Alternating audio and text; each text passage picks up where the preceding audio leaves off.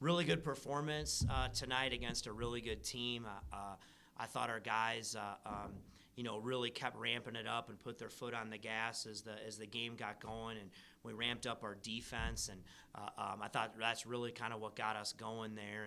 And then I thought we got into a great rhythm offensively in the second half, and did a great job cutting and moving, and not just settling for threes. And we were able to attack the interior, and that led to better shots. And just a really good performance by our guys. I don't have a lot to complain about, and it sure feels good to have number 4 back. Did you say anything feel different? I knew he was going to shoot the first one. That's just who he is. But it was cool. I think it obviously, I'm so proud of him. The way he's handled everything through this has just been extraordinary, and it's just the young man that he is.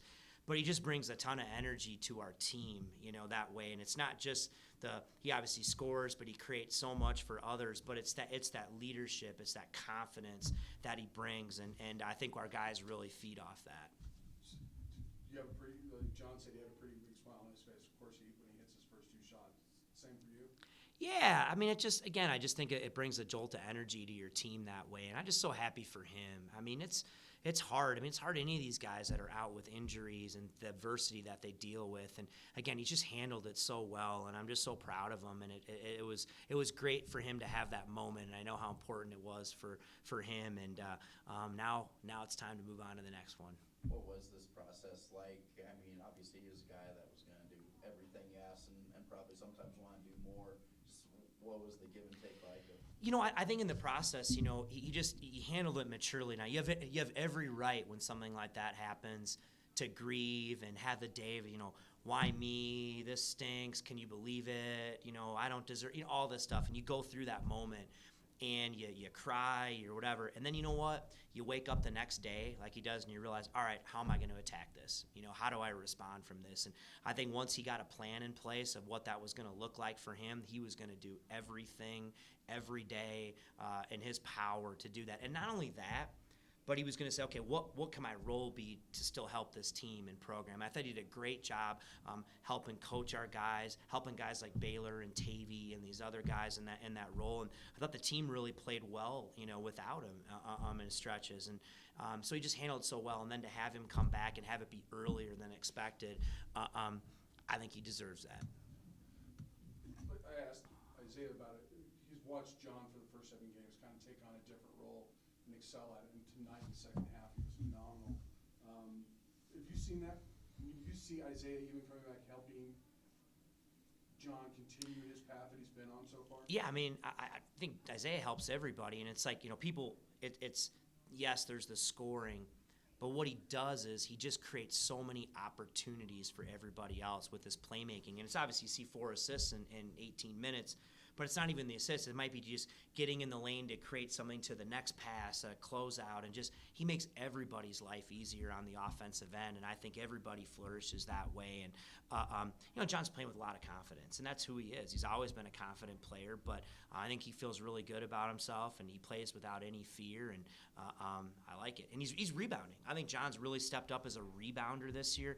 So I'm just really I love seeing guys develop and take that down and really try to take their game to the next level, and that's what you're seeing, not just from him, but a lot of these other guys. I was going to say, like Rivera, Lake, I mean, it seemed like Jalen was really good defensively again. Isaiah really efficient scoring. I mean, those guys both seem to have really leveled up. Yeah, Jalen's, it's interesting. Jalen's not shooting the ball as well as I know he's capable. He made a couple of big ones there in the second half. But his defense is outstanding. I mean, this key is locked into the game plan. He knows. I just have so much trust in him. And I don't care if he's making shots or not. I like it when he makes shots.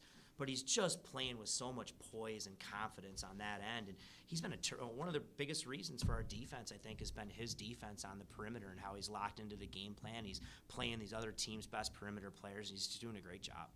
Was tonight in the second half one of your better efforts of having your defense translate into offense for you? I think so. I just like that we kept our pace going. I thought we shared it a lot better in the second half. We weren't trying to force as many things, try to hit a home run every time and kind of let it develop a little bit. But yeah, I mean that's what it is. It's defense to offense, and that's when we're at our best. So when Isaiah gets cleared to play and the announcement comes out that he's playing tonight, does he express any excitement to you before the game, or is it just business as usual?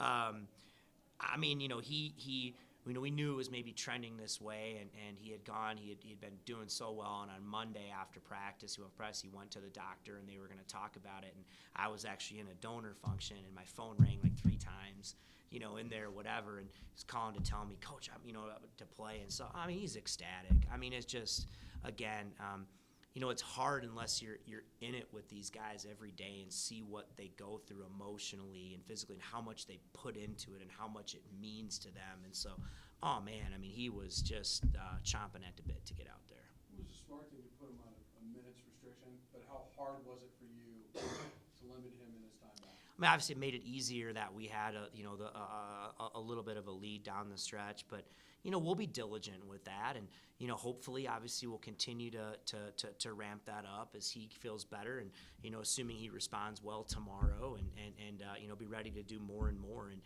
he is who he is. He's going to be a guy that I want out on the floor as much as possible, but we got to make sure he's in shape to be able to do that. You talk about your team's domination in the paint tonight, Coach. 40 points versus them 26 overall. Yeah, I mean, I say it all the time, love the paint, like the three. We were 1 for 10 from 3 to start. I thought we had some good looks, but we were just kind of settling. I would have thought we were excited to play tonight, and sometimes those shots go in, but I thought we just calmed down a little bit and we're aggressive. We were playing off of 2 feet. We were cutting. We were attacking with a purpose that way. And when we're at our best, we're scoring in the lane. We're attacking the lane, and that's when we're at our best. Obviously, I wasn't able to play tonight. Where's he at now? It's really unfortunate. I feel for him, as excited as I am for Isaiah to have back.